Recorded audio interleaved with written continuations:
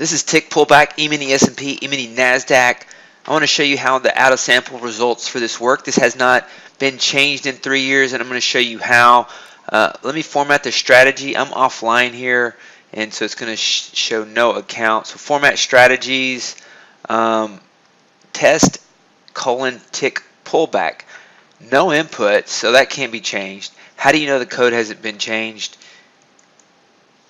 Here is the easy language development environment TradeStation test tick pullback modified 6/8/2016, and here are the results for this strategy. So you can tell how this is done out of sample. This is one of those strategies that for some reason I stopped tracking. It was that happens every now and then where I develop a strategy and I dismiss it and forget about it, and so I regret doing that because it was developed in this time frame. And you can see the equity curve did get more volatile, but the market has become more volatile. But just with the original parameters, very simple code. This is what it looks like. $92 average trade profit on the E-mini Nasdaq. Reasonable drawdown for a day trade strategy. This is before slippage and commission. The stop loss is very tight.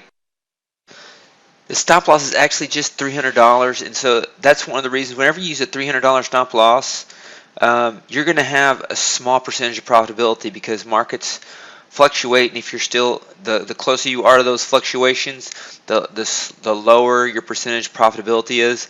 And so I actually prefer that. A lot of people can't stand to only be right 38% of the time. They want to be right 70% of the time.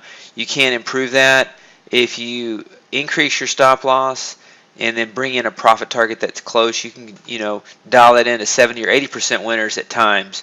But this is just a basic strategy. It does a set exit on close.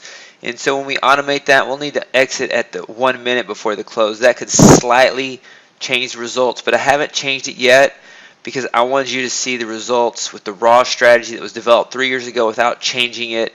And so this video is evidence that it's a 3-year-old strategy, and this is 3 years of out of sample performance. Let's look at the E-mini S&P now. I'm going to click on this window over here, and you can see the performance summary update. $76 average trade profit, which is really incredible, with $300 stop loss and 43.25 drawdown. Here is the equity curve. Some more volatility even back here. This was developed back in this time frame, and so the out of sample is really good. And this year is just since December 21st, 26th, after the Steve Mnuchin call to the bankers after Christmas, or actually a couple of days before Christmas, this thing has accelerated. It is long only. There is no slippage and commission. We aim for $50 average trade profit before slippage and commission on day trade strategies for the E-mini S&P, and we exceed this greatly with $76 average trade profit. $300 stop loss, once again, 39% profitable.